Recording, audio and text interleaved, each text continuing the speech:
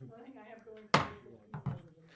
call to order this meeting on, let's see, Monday, November 22nd, special work session. I'm going to do a quick roll call with Mark Remley. Here. Or present. Alan Johnson. Present. Justin Reinbold. Present. And Clint Rocks. Present. And Shannon Mayer, also present. With that, I will have you stand with me for the Pledge of Allegiance. Pledge of Allegiance to the flag of the United States of America and to the republic for which it stands, one nation under God, indivisible, with liberty and justice for all.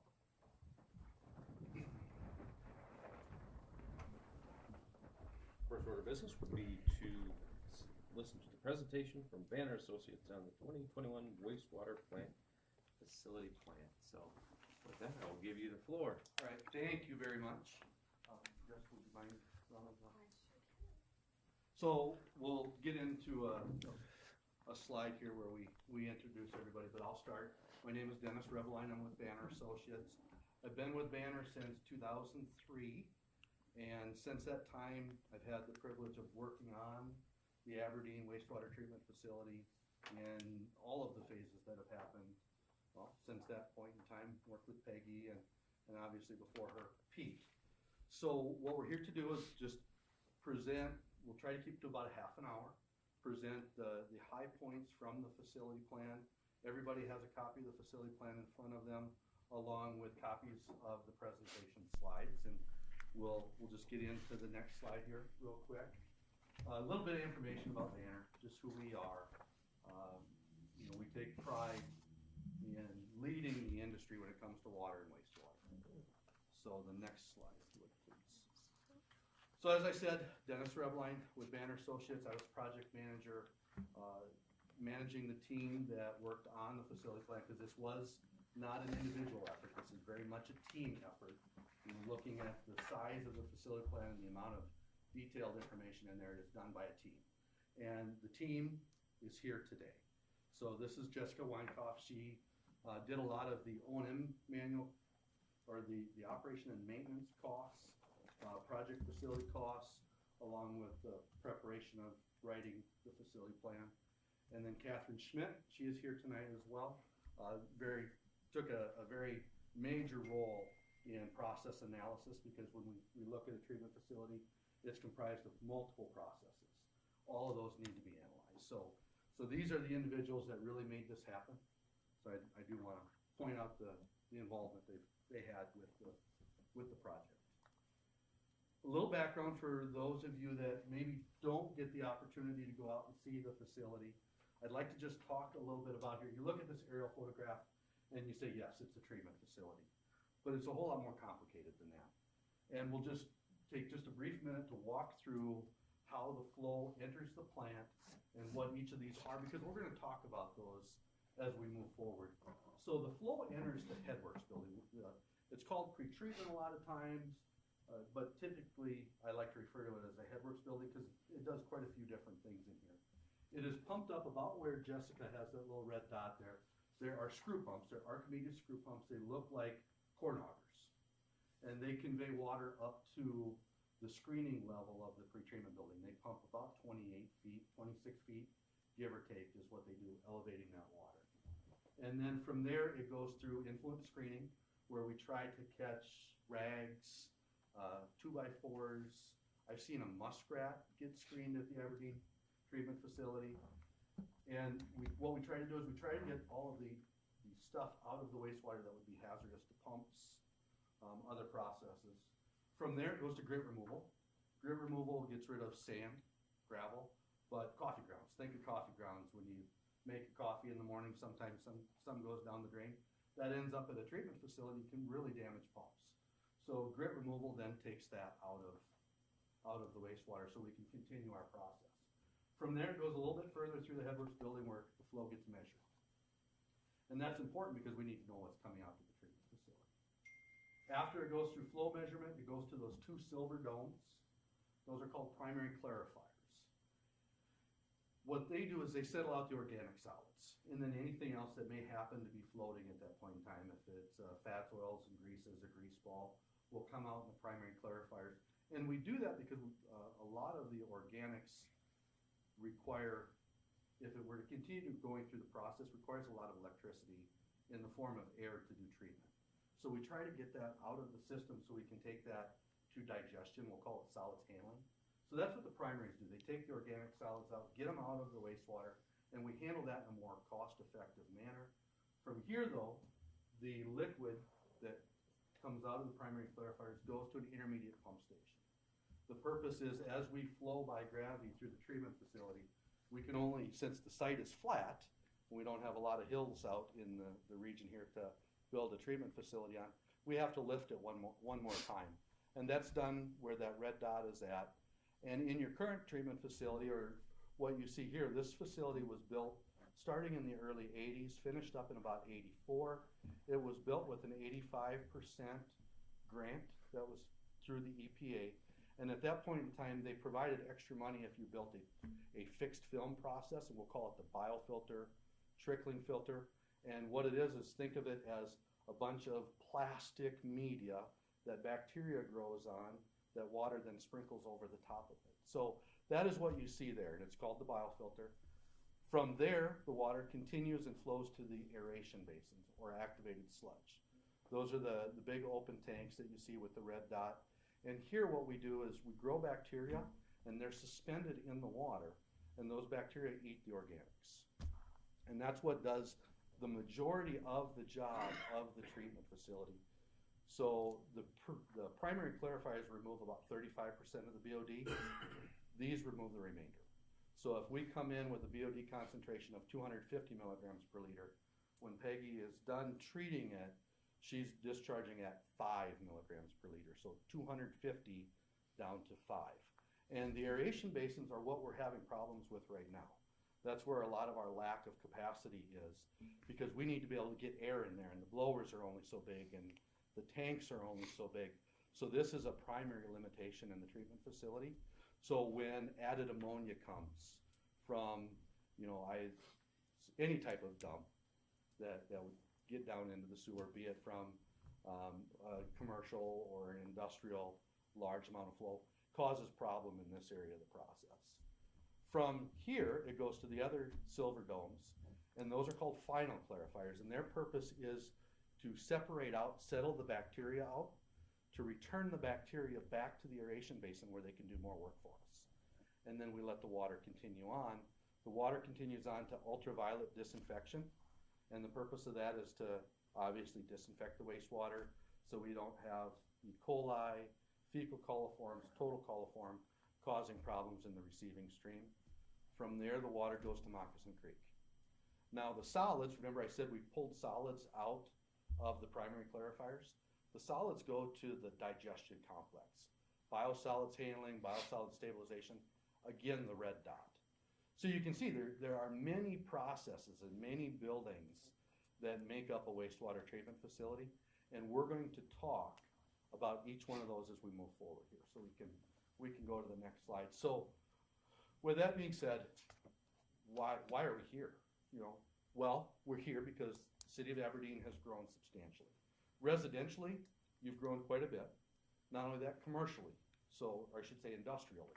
You have a fair amount of industrial users that you are doing polishing of their wastewater prior to discharge.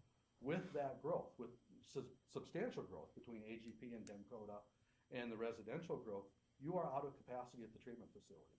It was something that we became aware of probably around 2017, I think, when Peggy was working on the permit for AGP at that point in time. Yeah.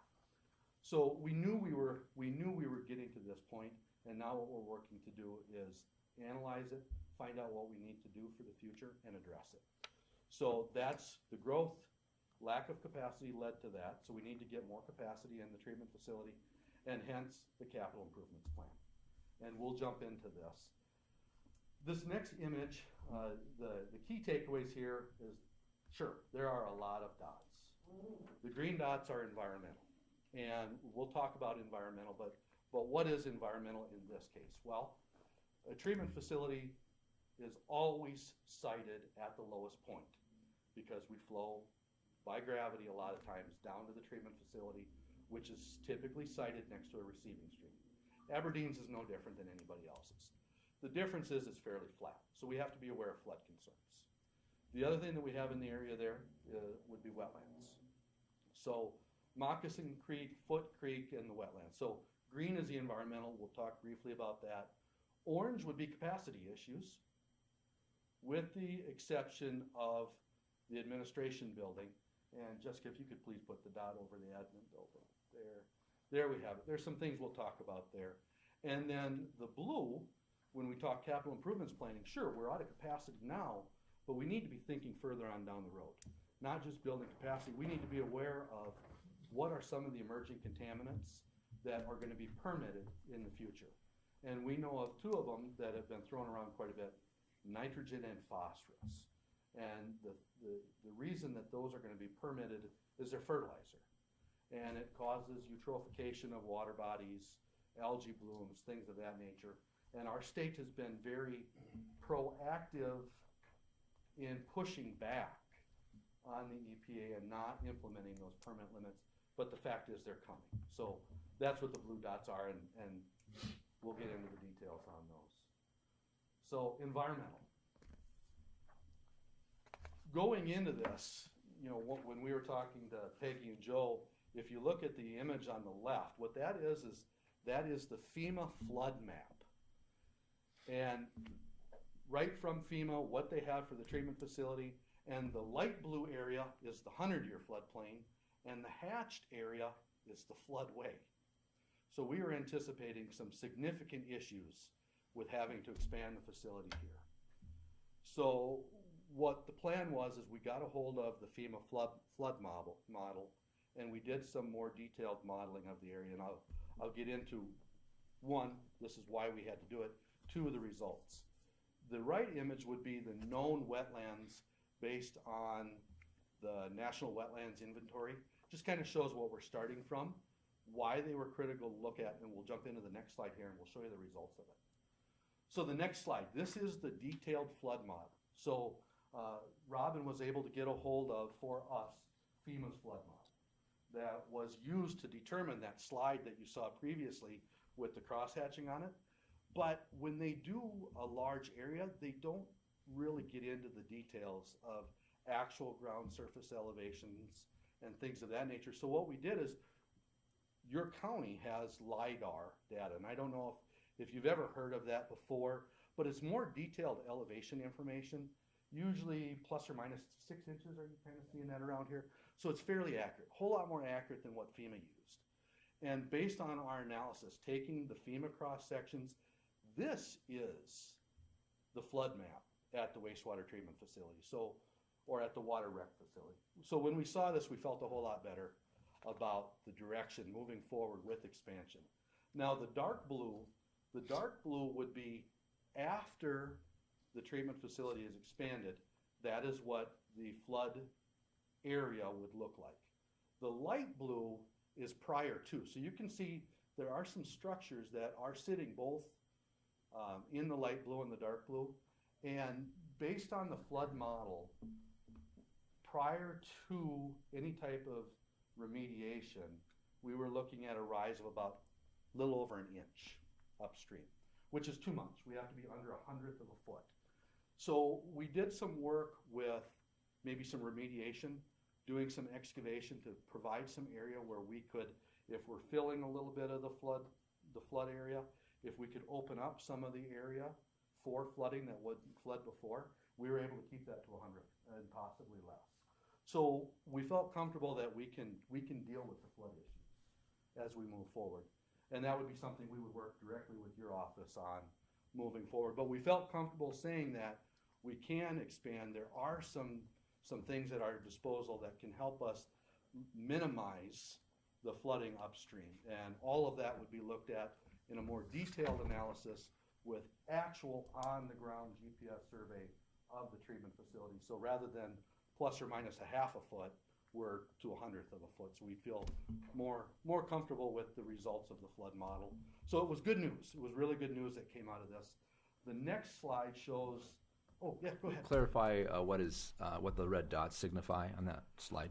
So the red dots are right from FEMA's model, and what they signify is they are cross sections that when FEMA does their model, they draw cross sections across.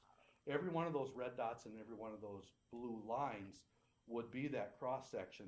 Now the red dots represent the water edge of Moccasin Creek. So it's right from FEMA's model. Good question.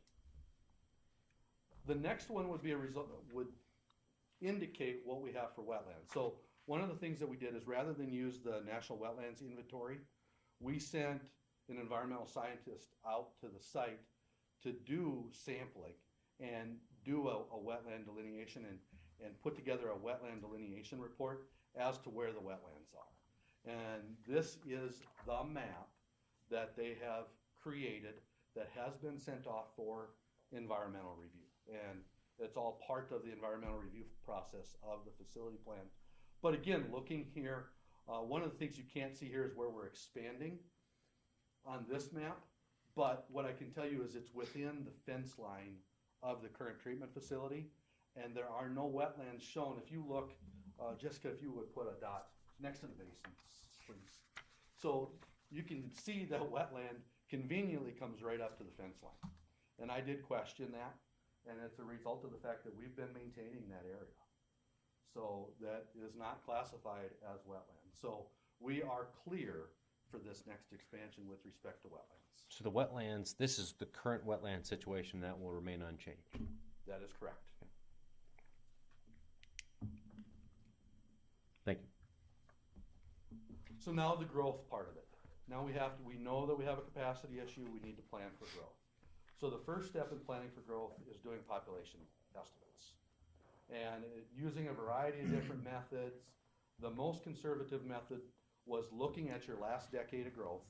You've been at, well, the last decade of growth you were 9.21%. So we took a semi-conservative approach and applied that moving forward. The growth of the city of Aberdeen is going to be a function of you folks in the room, you know, and the ability to entice businesses to Aberdeen, industry to Aberdeen. So keep in mind that this is our best guess, but we have to have something to plan for. And using this approach, looking at your current population is 28,495 based on the 2020 census. Extrapolating that out, we went out to the year 2045. The reason we did that is we know it's going to take time to get through design, get through construction. The plant would be started up around 2025. We wanted a full 20-year life, operating life of the facility. So we're planning for a population of 35,554 in 2045. Now, you know, Joe and I had talked about it as well. You've seen population projections before. Some may be taking different approaches. With your water study, they might be looking out further, because when you do a water study, especially if you're putting pipeline in the ground, you want to plan for 50 years or more. With a wastewater treatment facility, we're lucky if equipment will last 20, 30 years. So we try to keep the window to the industry accepted standard of 20 years. And you said that a lot of this equipment was built in the 1980s? So your treatment facility started construction in around 1980, 1981, where they built the pump station at 11th and Lloyd. At that same point in time, there was a pump station built at the Headworks building. And the ponds that are out there as equalization is what your treatment facility was. In multiple phases after that, up until 1984, the rest of the treatment facility was built. So every building out there is a 1980 to 84 vintage. The buildings are. Now a lot of the equipment has been replaced, and we can get into that, but your equipment was replaced in 2005, 6, 7, 8, 9. So most of the equipment has been replaced between 2005 and 2009. We're doing an ongoing project right now with dewatering of the biosolids. So a lot of the equipment is 10, 11, 15, maybe 16 years old. And based on the condition of it right now, I'd say we're about halfway through the life on most of the equipment. Not that we wouldn't have pumps or other things that may have a shorter lifespan, but most of the equipment, we should be good for another, 15 years. And we'll talk about why that's important when we get to the end here. So, does that answer your question? It sure does, and I'll stop asking questions No, so you can get to the end. absolutely. Keep asking questions. I appreciate that. So here are your existing flows and loads. So loads, BOD. BOD is what we have to provide oxygen for to treat the wastewater. TSS, total suspended solids, particulate matter that settles out of the wastewater. NH3 is ammonia. I know that's been thrown around a lot in front of you. That also is an oxygen demand that we have to get rid of before it goes to a receiving stream. Total nitrogen, that's one of the new permit limits that we know is coming, and total phosphorus. So this shows your existing wastewater load divided up between industrial, whether it's DEMCODA, AGP, and your residential. And then there's just a little pie chart on the side that shows the relative percentage of each one of those. The next table is essentially that same table, but extrapolated out to 2045. Takes into account additional industrial that has already been requested, takes into account residential growth. And you can see, so your treatment facility right now, average day, we'd really like to keep it at around 4 million gallons per day, is going to be jumping to 6.6 on average in the year 2045. We'll take a sooner jump than that because of the industrial contributions that are forthcoming. But this is the projected average conditions. And then the next table is a really big table that shows what we have to look at when we design a treatment facility. It's by every 5 years, so our current, and then 30, 35, 40, 45. But you'll see in there we have average day, peak month, maximum flow, and peak hour. All of those are very critical in the design of a wastewater treatment facility. So we like to list this out because that's the basis of design of what we're going to be looking at as we move forward. And that leads us to our next slide. How are we going to do it? So there's a couple things that we'll start with here. We'll start with the demolition. What you see in this slide, so at the very top, that very, very long rectangle, I don't remember when that was built, but that was decommissioned in the 60s. Oh no, it was decommissioned. That was decommissioned in the 80s when the plant was built. So it was built in the 60s, 64, does that sound right? So the big long rectangle is the original rock trickling filters. So what they did is they sprayed wastewater over the rocks, bacteria grew on the rocks, and when the wastewater went down to the bottom, it was pretty much pre-treated. The problem with that structure is it sits full of water most of the time. It's just a big mosquito breeding grounds. So we took the opportunity, we included it in the facility to have that properly demoed, get that out, and fill it in. So that way it doesn't sit full of mosquitoes all the time.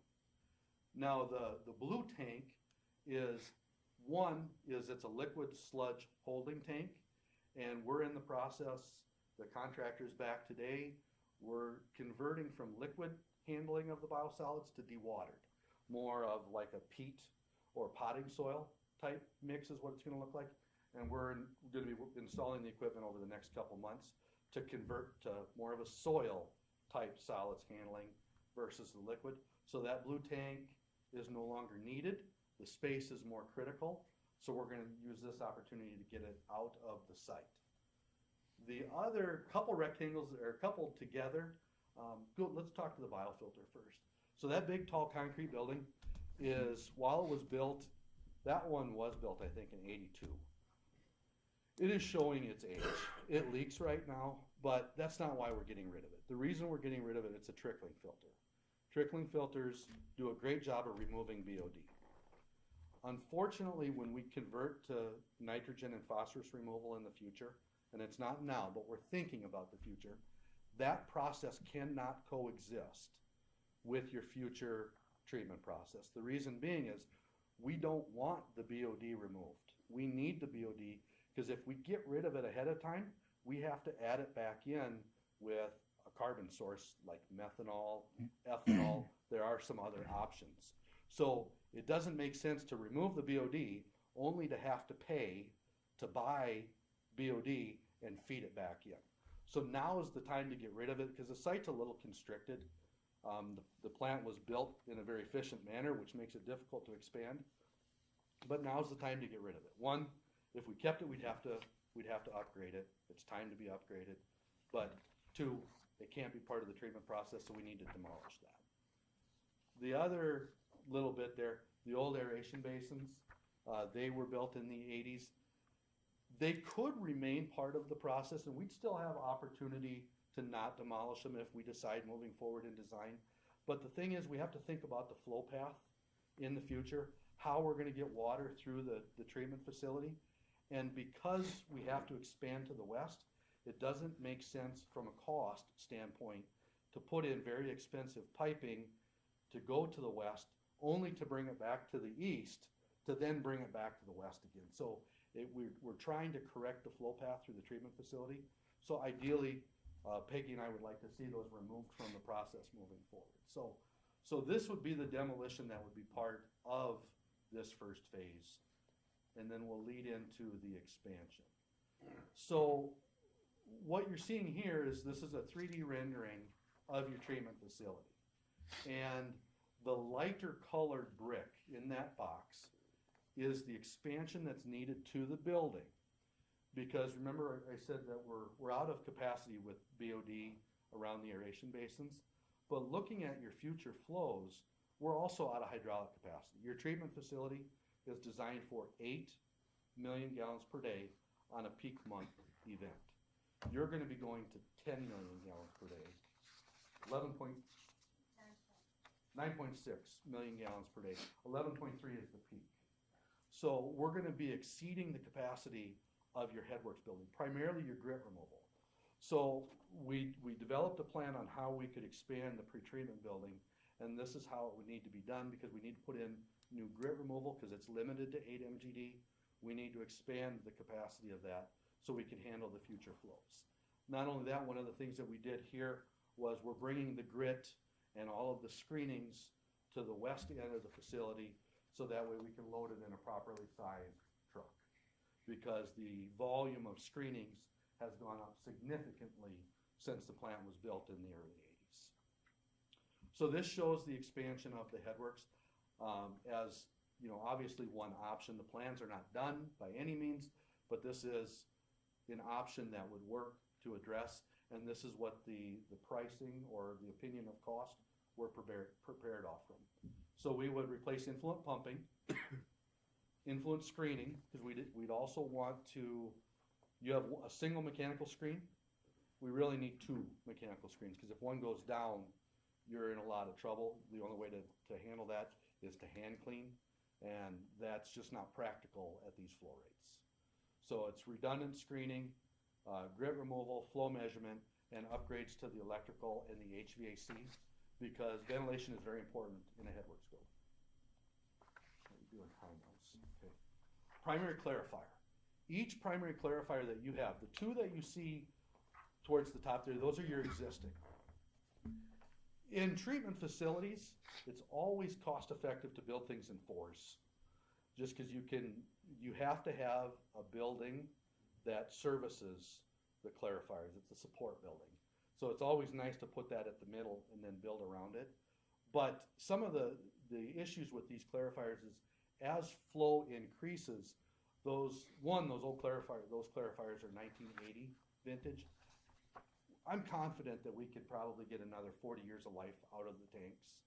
So we'd like to continue to use those as long as we can, but also we need to be planning for their eventual replacement. I'm probably never gonna have to worry about it, but at least somebody is thinking about how are we gonna add on to the plant over time, and as these structures begin to age and have to be replaced, we need to have a place for those to go. So that's what we're doing here. We're siting a new primary clarifier off to the west of the headworks building, and there'll be room to put a quadrant of clarifiers. That quadrant of clarifiers in the future would have capacity for 16 million gallons per day. Right now we're designing for 12. So we're planning that eventual need.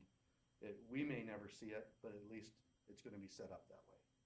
So existing drive replacement, we budgeted for that. The drives are The drives are starting to show some corrosion.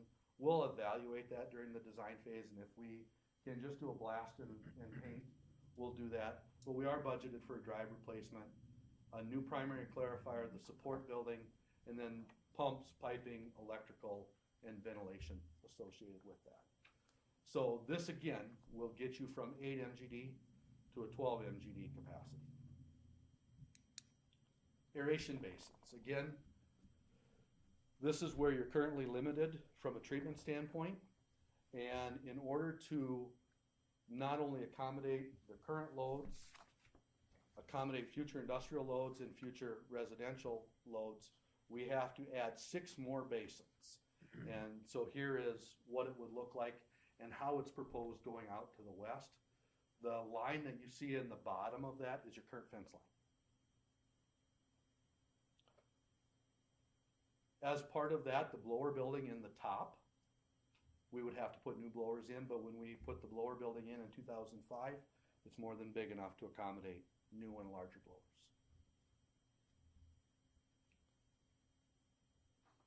The next step is final clarification. So I had made a comment that it's nice to build things in quadrants, you know, just buildings of 4. So what we're using here is because your final clarifiers were laid out north to south, makes it easy to add 2 finals to the west. So what we're proposing here is adding 1 additional final clarifier to the west, and then between them, creating a pipe and pump gallery. Now, the primary reason for the pipe and pump gallery is we need to be able to deal with the different water streams coming out of the clarifiers, because there are important things that we have to do with it, and I won't get into the details. And it's ideal to do that between the 3 clarifiers. One of the things that we're doing here is we have a pump station at the end of this that's going to pump the bugs that settle out in the clarifiers back up to the aeration basins. And the way that's handled now is it's handled in your intermediate pump station, but in order to retrofit that pump station for the new and future flows, we have to pull that portion of it out, so that can only serve as an intermediate pump station. But by doing so, we put the return activated sludge pump station in the middle here, and that way everything is together where it needs to be. It's an efficient design. UV building.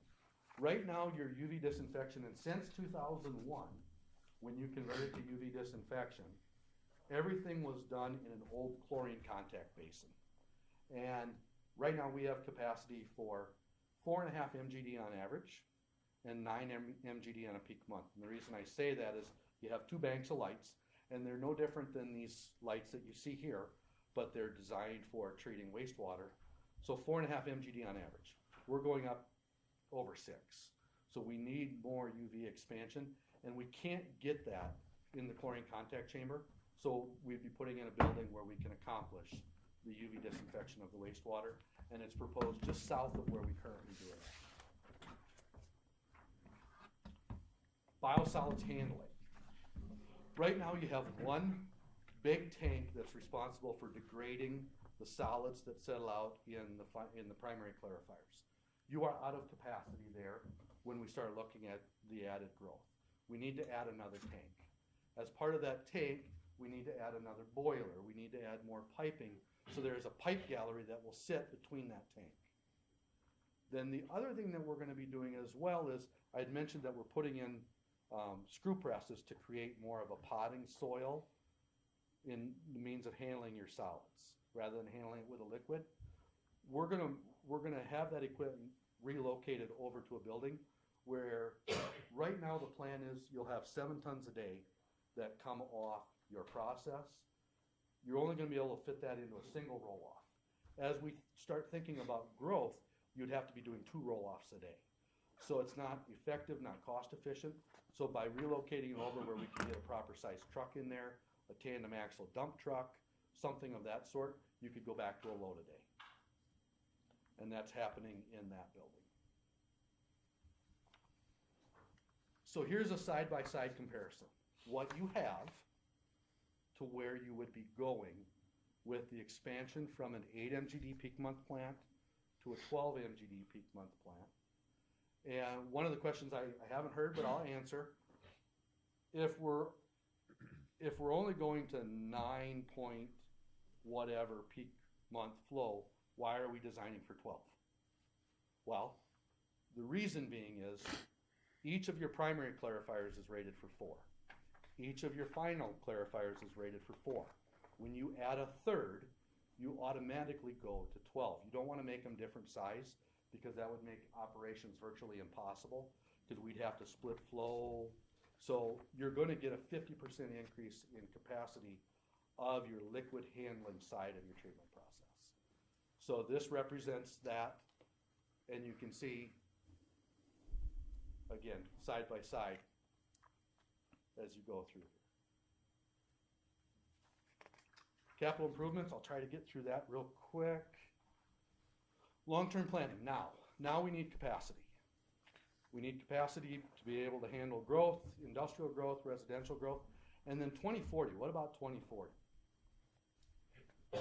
Based on conversations that Peggy and the design group has had with the South Dakota Department of Ag and Natural Resources, and based on your permit cycle, the best we could come up with as a group is that by approximately 2040, now we'll see how that goes, but that's our best guess with guidance from the DANR, is you would have to be providing nitrogen and phosphorus treatment by 2040.